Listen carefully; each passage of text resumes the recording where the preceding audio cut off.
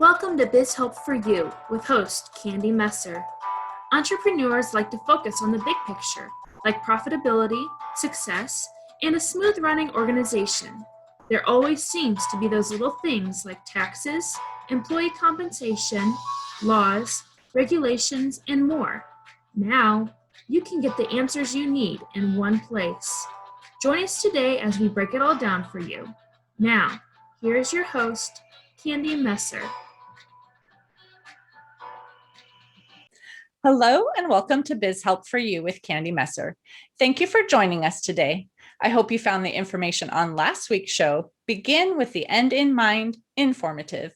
If you are unable to join us and would like to listen to the show, links can be located on our Facebook and YouTube pages, as well as links for iTunes, TuneIn, Stitcher, iHeartRadio, and Spotify. If there are questions you have or any comments you'd like to share, please send those to us at media@abandp.com. Now let's learn a little bit about our guest today. Keith Monaghan has created and managed email marketing campaigns to millions of subscribers for companies like NBC Television and Lucasfilm. Yep, the Star Wars people, and many technology companies. His work as a market researcher has helped companies like Nike, the CW Network, Upworthy, and more. To his surprise, help with email marketing is still a common request from clients and friends. So he wrote Easy Email Marketing, 10 Simple Steps for Creating and Sending Email to Customers Your Customers Will Love. It's a must read for anyone starting email campaigns. So Keith, welcome to the show. Thank you, Candy. It's a pleasure to be here. I wanted to just first have you tell us a little bit more about yourself and how you actually got into helping clients with the email marketing. Yeah, like all great things in life, I stumbled into it. I'm going to date myself here, but way back in the late 90s, my wife and I moved from Los Angeles to the Silicon Valley Bay Area. Okay. She had a job there, not technology related. And I fell into a technology job there. It was a period in time when the startups, the dot-com boom was happening, and they needed anybody with a pulse to fill the position. And I met that requirement and found myself working at a company called Zoom.com, Xoom, not Zoom.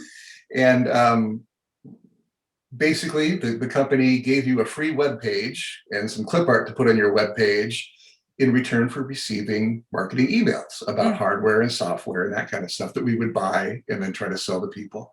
Over the course of a few weeks, I found myself going from running the product support department to being a campaign manager because I was one of the few people who could talk to the engineers and also write clearly. You get a lot of nerds who are really good at the math and the computer, and a lot of really creative people who are amazing at what they do, but somehow I met the middle ground and was able to communicate both those ideas and write. So I started copywriting and learned all about email marketing back then. Followed that into several other companies later, struck out on my own and did marketing consulting for many, many years. And over the past 7 years, I've started doing more deeper diving into market research for companies like Nike and Starbucks and that. So I'm still a freelancer, still doing it, but email marketing is something I'm still getting, questions from. People will call me up from the past, or friends will say, hey, you're the email guy. And I want to know. So I wrote Easy Email Marketing simply to get anyone who wants to learn about it up and running in less time than it takes to drink a cup of coffee or your favorite beverage in the morning. It's easy to understand. It's friendly. I'm not going to overwhelm you with a bunch of technical jargon. It's just to get your head straight so you understand it. And I would say with by the end of the 10 easy lessons, you'll have better email than your competitors and more successful. You'll have email that your customers actually open and read and respond to. And it's not magic. It's, like I said, many years of hard-earned experience and learning how it actually works. So that's how I ended up here. Perfect. Well, it's a great topic to go over today. I mean, my whole goal is to educate entrepreneurs on all different things. And this is one thing for sure that people have questions on. So I was very glad to have that discussion. Good. Yeah. See, then there's a great example, right? I'm still stunned that people want to know about it, but hey, I'm happy to help. Well, let's start diving into the topic Mhm. then. And let's start with, why should entrepreneurs even consider email marketing still today? Right. Who cares, right? We've got social media. We have Instagram, Facebook, Twitter, TikTok, whatever you're into. Well, here's my argument or my opinion. Social media is great. It should be part of your marketing plan. I could go deeply into that, but I would say, pick the social media platform that works best for you and your business, and focus on that one. And don't feel like you need to be everywhere. Social media is great for immediate feedback from customers or potential customers, but in my opinion, it's ephemeral. A like does not equal a customer or a sale. Right. A follow does not equal a customer or a sale. Certainly it can over time as you build that relationship on social media. Whereas email, man, a lot of research has shown, but my experience has shown that we humans take our inboxes very personally. Right? What we allow in our inbox is we're very specific about that.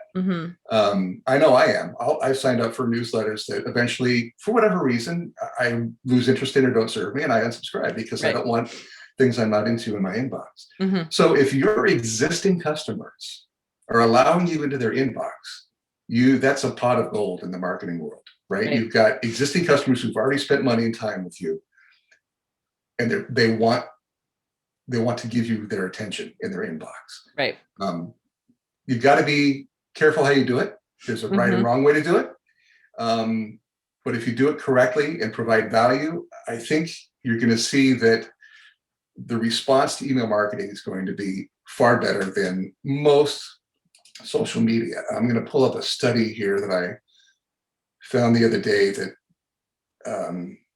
basically says that for every dollar you spend on email marketing, you can expect between $30 and $40 back long term in the customer cycle. Right. You need to take that with a grain of salt. That study was done by an email service provider, right? So they're not going to say it's bad, but in my experience, that generally rings true. So that's my pitch for email marketing and why we should care. Okay. I would love for you to touch on, though, you were saying people are inviting you into their inbox. The one thing that really frustrates me is when all of a sudden I'm getting emails from someone that, first of all, I don't even know who the company is. They somehow just got my email address and added me. And that's one whole thing. But also, if you meet someone and they give you a business card, that doesn't necessarily mean they want your newsletter. So you should not be just auto adding them. So I would love for you to touch on maybe some of the etiquette that people should be using when it comes to. Absolutely, Candy. You've hit on the $1 million point here. What you're talking about, sending emails to people just because they've given you a business card or you've met them, is what we call spam. Right? And there are a lot of laws against that. There's a lot of repercussions against doing that from internet service providers. And I want to differentiate here between getting someone's business card and sending a follow-up email that says, hey, nice meeting you. Right. Maybe we could do coffee sometime, and bombarding them with sales pitches and offers and adding them to your newsletter and adding them to your marketing emails. Those are two different things. Right. The latter is what we want to avoid. So in the email marketing world, you want to focus on what we call opt-in subscribers, people who have explicitly come to your website, put their email address in the box and click subscribe. Right. Or who have explicitly, during the order process, checked, I want to hear from this company. And, so listeners may say, well, gosh, I'm missing out on all these other people. I want to reiterate this point strongly. It's not the number, right? It's the quality of people you have in your email list, right? Again, you've got people who have already bought from you. They already love you. They already want to hear from you. That is so much better than a bunch of people who really don't care, right? You're just going to annoy them. You're going to get blacklisted on ISPs. You're not going to be able to send more marketing email out. Let it go. Focus on your fans. Focus on the people who have spent money with you. And if that's not a good enough plea to not spam people, I don't know what is. Right. Exactly. Right. And on the other hand, I would also like to say there are times that someone may decide they don't want to be on a list anymore and opt out, and that's fine. But don't hit the spam. If you actually signed up for that list at one point, don't hit it as spam now. Like just because you don't want to be in it, just opt out. Unsubscribe. That helps the publisher or the company much more than marking it as spam. Right. Absolutely. Right. Exactly. Absolutely. So I know you touched on earlier too about social media and, people are, saying, well, why couldn't I just still use that instead of email marketing, but people maybe still don't understand why you really want to focus on email marketing and maybe still have social media. So if someone's still saying, well, but I can communicate with my audience that way, why would you still give them the tip that says, well, social media is not all, the end all be all of everything? So I'll use a really clunky metaphor to separate the two, or just answer your question. I like to think of social media as like a dandelion that grows in your front yard. Okay. The wind comes along, it disperses the seeds everywhere. You don't know where they're going to go. Right. Maybe most of them don't land in soil and grow a new plant, but a couple might. And that's worth your time. It's worth sending stuff out to the wind on social media and seeing what happens. Email marketing is a lot more like you planting a seed, taking the seed, tilling the garden, rich soil, putting your seed in, and reaping a huge, amazing crop, which is your sales and profits. So they work hand in hand. There's nothing wrong with casting your ideas to the wind on social media and seeing what happens. Plenty of people have built a huge following.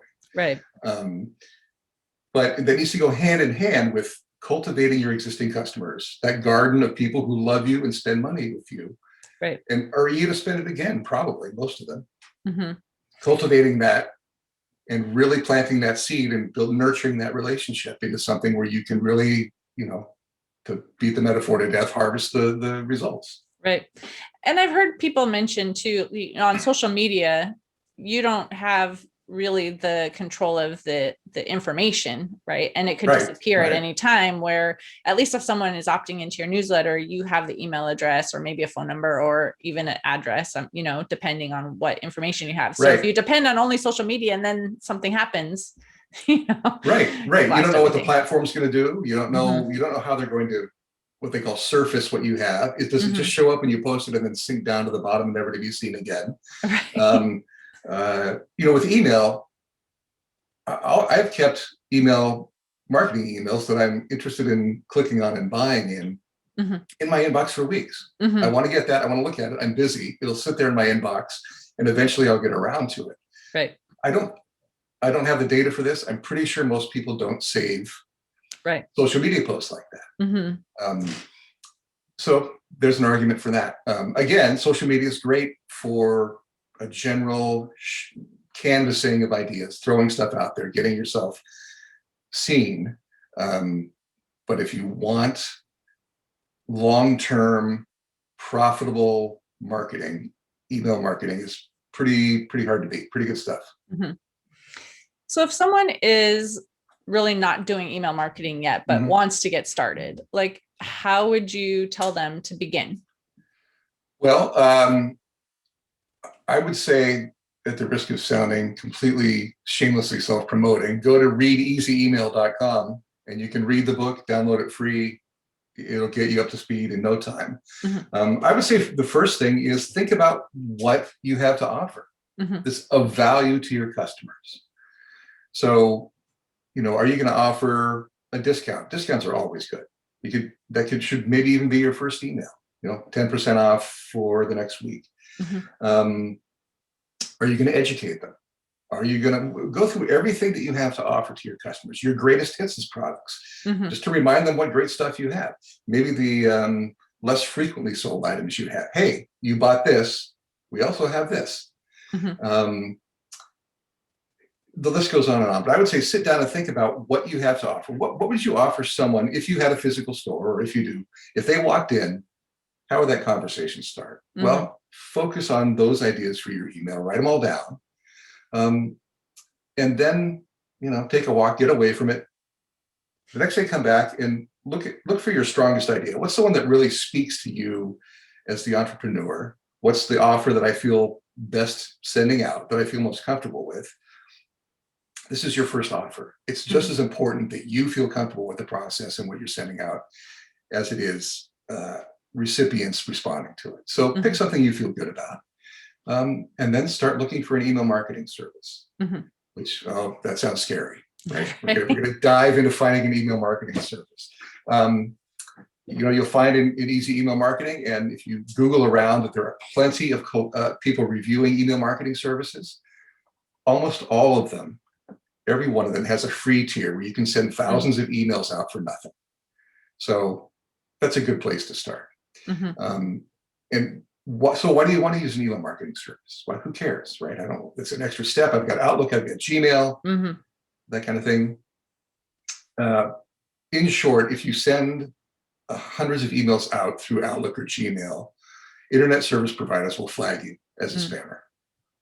They'll block your email address, end of story, it's over. You're never going to reach those customers again. An email service provider has worked with internet service providers to make sure your message gets through, that you're legitimate, they're legitimate, your message is legitimate, it's going to get through.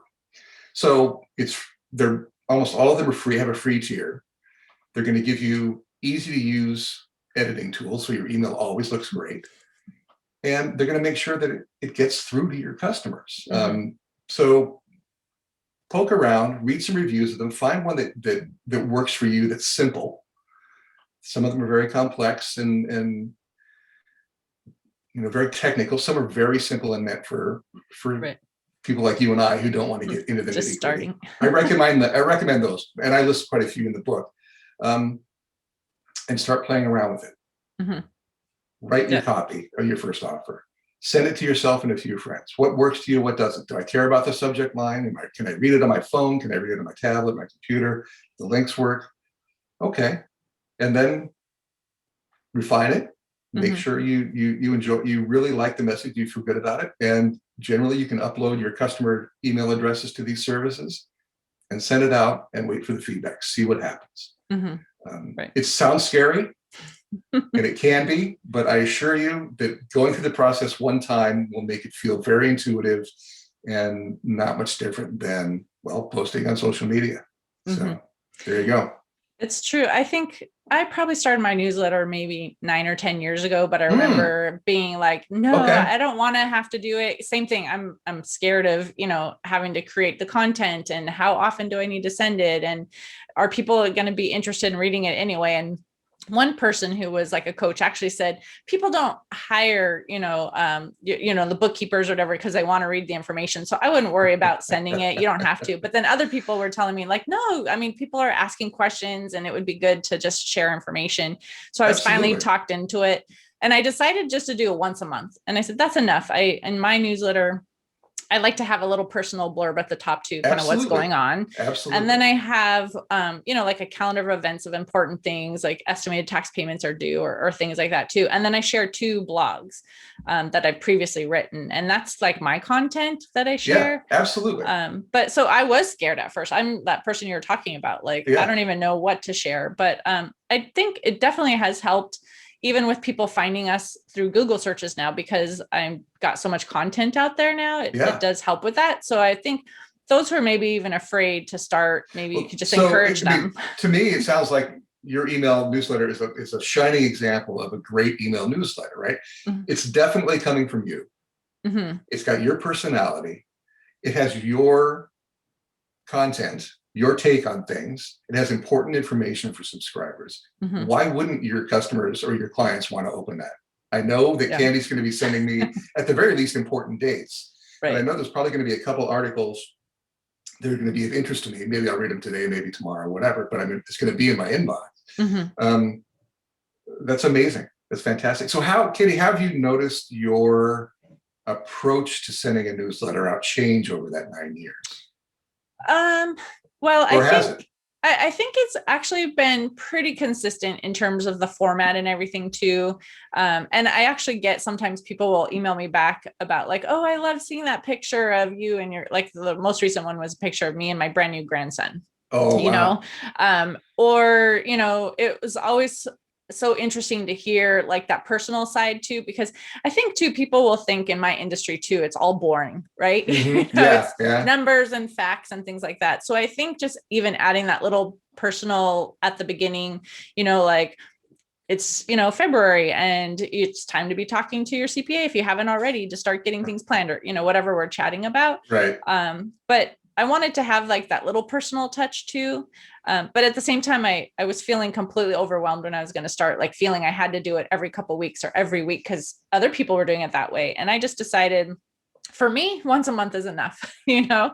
And that's perfect. And I think that's where you could also like, just let people know, don't feel like you have to be the same as, someone else you see doing email marketing and feeling that you have to compare to them, because the point is you just want to share your important information, Right. whether it's your products or services or answering questions or, whatever that might be. Right. Absolutely. It's what works for you. Well, that's amazing. That's fantastic. I think to know that you've been setting this out for 9 years or longer is really impressive. And just think about the amount of content and the amount of personal contact you've had with people through that. That's really impressive. And, again, not to slam social media because I'm on it, I use it, I work on it. But, there's a feeling, I think, with a lot of social media that it's posed, that it's a performance, that it's a little fake. People are doing their best, trendy take on whatever's happening. With nothing wrong with that. And not that emails are not composed and you don't spend time writing them, but man, it sure feels a lot more personal to read your writing, your firsthand account of things, your take on what's happening with, what your clients are going to be into, you posting your articles, knowing about your grandson. That's amazing, right? It's those things that humanize us. And I find that ironically, writing text in general can be a little more humanizing than some social media. And I think that's where you really hit it out of the park with this. Thanks. Well, if someone is thinking of getting started though, and they don't know where to begin, like how would you tell them to even start the process? I know you talked about finding the email service provider and things like that, but in terms of actually, okay, let's create your content, or here's kind of what you want to do. Collect your ideas. Just sit down and collect your ideas, or, open your phone, open a document, get a notepad, an index card, whatever. And just over the course of a couple of days, every time you think of something while you're working, an offer, write it down. Just collect them. Don't evaluate them. Don't judge them. Just collect them. You can do a percentage off the price, buy one, give one to a friend, give loyal customers a discount, free shipping if you've got a physical product, free gift with purchase, a first-time shopper discount, on and on and on. Whatever, free ebook, right? Whatever, free consultation, free Zoom meeting for 15 minutes, on and on and on. Just write them down. Don't get overwhelmed by trying to find the perfect offer. Right. None of them are perfect. Marketing, and especially email marketing, is effort over time. And evaluating that every time you send something out. What are people responding to? What are they not? Okay, let's focus more on this. It's a constant long-term thing, as I'm sure you found with your newsletter. So don't put too much pressure on yourself. It doesn't have to be perfect. What it has to be is clear and compelling. That's it. And would you give them like a certain format? Like you should do like mine, like I just kind of created mine too. Like I just knew I wanted something personal. I wanted to offer like a little calendar of events, and I wanted to offer, blogs and resources. But do you have like, here's kind of a template you should follow? Yeah.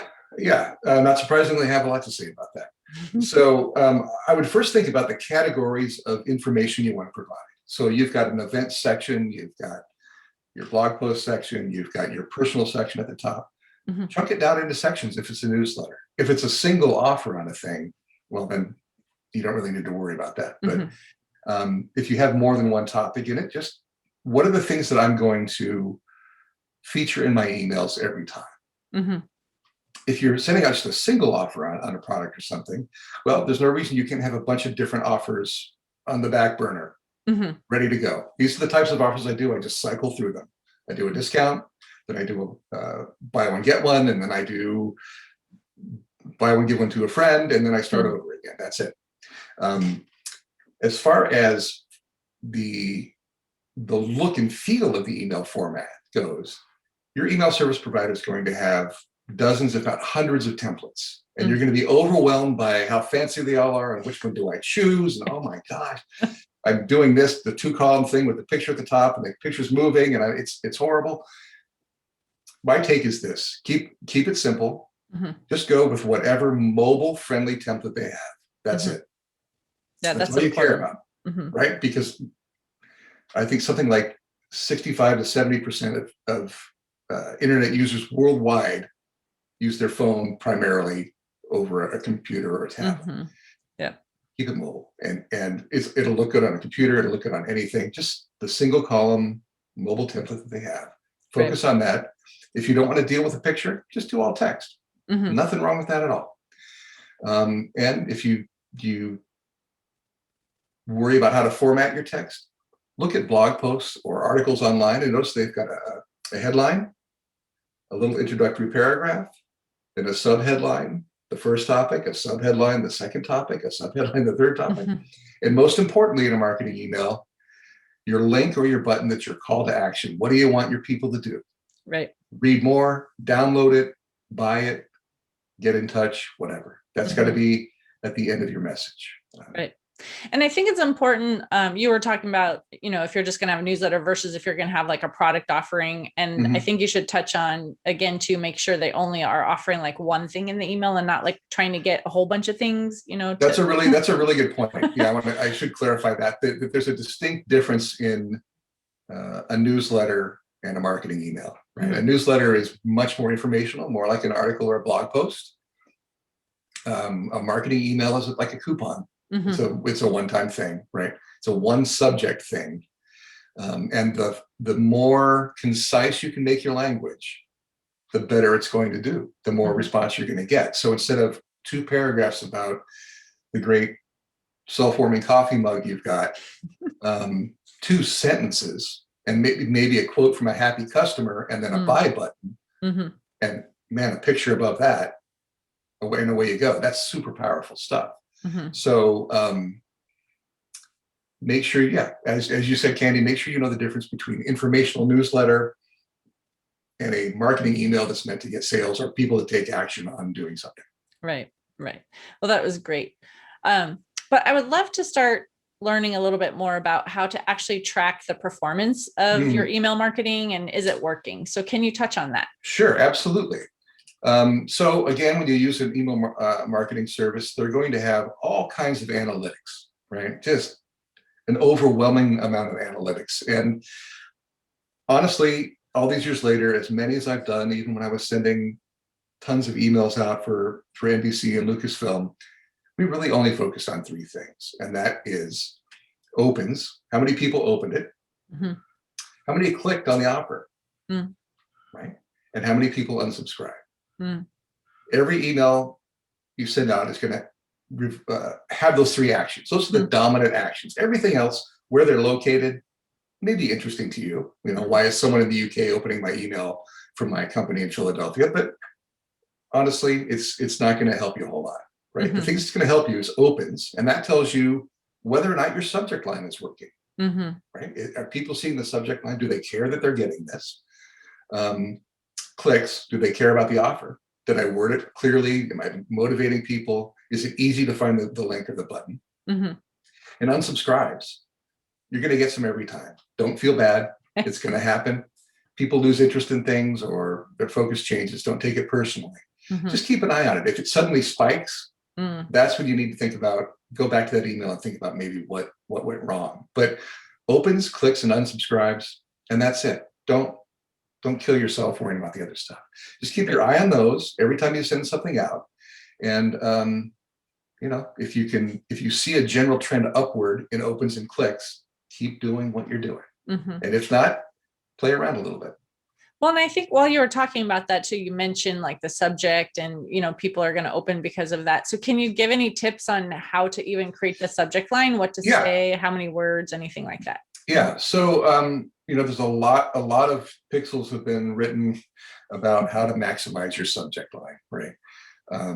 there's a lot of stuff out there. I know most email marketing services will have on their website some resources for you. And almost all of them make public what they have found to be the most effective format for subject lines, successful. You can dive into that, and it's fun stuff if you're a nerd and you want to get into that kind of thing like I do. But generally, I would say just stick to the old copywriting rule, is that the headline is a promise of what's in the email, right? Hey, we have something for you, not a good headline. 25% off knitting lessons, limited time. That's great because I know what I'm going to get. There's some evidence that using emojis in subject lines gets people's attention. You don't want to go crazy with that. And I think it probably depends on the audience. But again, I'm going to circle back to something I said earlier. Clear is always better than clever. Always. Yeah. Don't worry about being clever. Be clear. 25% off, or free appointment, or buy one coffee mug, get one free, limited time only. That's it. Your subject line is a promise of what's inside. Make that really clear. Make your message really clear on the inside, and you're going to be okay. So I have a question for you then too. So for my newsletter, my subject line is usually one of the blog topics that I have in there. That you say that's okay, or because I want it to be, I don't want it to just be, AB&P's newsletter or something. So I usually pick one of those two topics. I think that's great. And again, I'm one guy. This is my opinion. If you're doing something different and it works for you, by all means, keep doing it. But, I think you're doing exactly what we're talking about here, in that that's a very clear, concise subject line that directly tells you what's inside the newsletter. Right. Okay. The personal thing is a great touch. I mean, most blog posts have a personal, or articles have a personal bit at the beginning, right? You don't need that in the subject line. As wonderful as a new grandbaby is, I think that's great. I think it's absolutely, any newsletter I've ever sent is boring and says exactly what's on the inside, right? Because people don't have time for clever, Right. So I think that's great. Absolutely. And I'll note that it changes every time. So even if your recipients aren't reading your newsletters every time, when they scan their subject lines or in the inbox, they're seeing that you are consistently putting out content on new topics that could be useful to them. Well, what's better than that? I'm going to keep subscribing to Candy's newsletter because, maybe I don't read everything, but man, she's on it. She's always putting content out, always doing great stuff. So. Yeah. Well, I didn't want to do it originally. Like I said, I felt completely overwhelmed, but I had started writing, blogs at one point for my website too. And I thought, well, I can basically use content that I have written and shared. Most people probably aren't really going to my website to read it all the time anyway. Some might find it there, but at least I can give 2 recent pieces of information, that I think would be helpful, whatever, that might be at the time, figure, And I think that's a great thing that I neglected to say, is that, repurposing content is a great way to use a newsletter. Absolutely. I have a blog post that I wrote 7 years ago, 15 cost-free marketing ideas. And it's the only thing I've ever written that went crazy. It had a couple thousand likes on LinkedIn. That we got chosen as an editor's choice. I have reworked that thing and reused it many, many times over the past 7 years. Because not everybody's, like you said, not everyone's going to go to your website and see it. Not everyone's going to look on social media. So reuse your content, repurpose your content, chunk it up, divide it up into little chunks, put them together into an ebook, whatever. A great filler for your marketing email is repurposing your content. Absolutely. Right. And I know you talked a little bit earlier about there, pretty much a lot of the email service providers out there, there's like free options. And then, obviously there are paid options too. So would you recommend that someone just start with free just to get started, but maybe upgrade to like a higher level at some point? And when might that be? I would recommend trying the free level of several of them, because you're going to find one that fits your style. There are some like MailChimp, which I've used, which is large and sprawling and built for massive campaigns. Mm-hmm. And then there's one like Moon Mail, which is small and simple and meant for people who don't want to monkey around, forgive the pun, with MailChimp. Yeah, there's no harm in starting with free and small and trying several. Try several. See which one, the workflow of which one works for you. It's about making it easy for you and simple for you. There is one called Tiny Letter, which is absolutely free. Ironically, I think it's owned by MailChimp. And it's text only. You can't do images and fancy stuff. It's great because it's so simple and so limited. Just a text editor, you copy and paste or type in your message and you send it off. It's a great introduction. So maybe check out Tiny Letter. Check out very simple free services at first. As far as upgrading goes, my feeling is until you have enough subscribers that the service forces you to upgrade, don't worry about it. Right? I mean, in general, when you're sending thousands of emails out, the perks you get by paying more are deeper analytics and maybe some priority customer service. But you know, if I'm a one-man shop or a two-woman shop, I'm gonna be sending email to hundreds of people, maybe 1,000 people, and I just care about opens, clicks, and unsubscribes. So you know, why pay? You can get away with free for a long time. Right. Okay. Perfect. Well, I know there's probably so much more that we could go into on this topic, but we're getting close to the end of the time for today. So I would love for you first to just share if you have an offer that you want to share. And I'm thinking it might be something you've already plugged earlier. But go ahead and shameless promotion.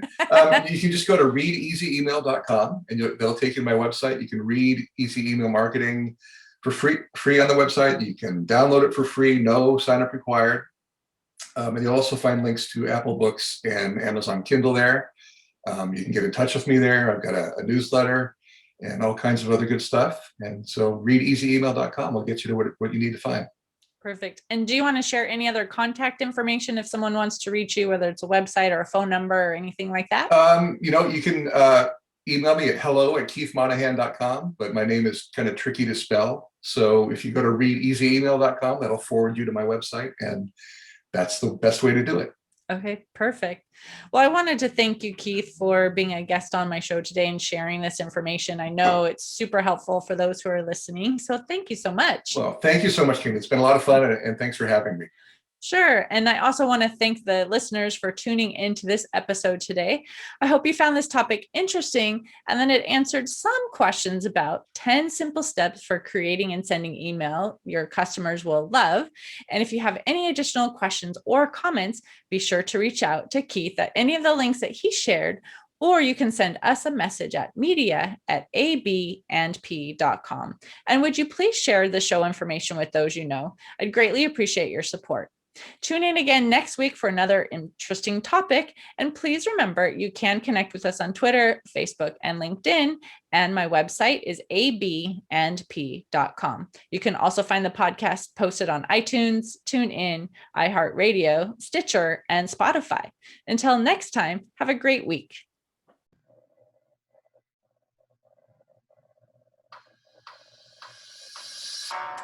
Thank you for listening to Biz Help for You. Please join your host, Candy Messer, again next Tuesday. Have a terrific week.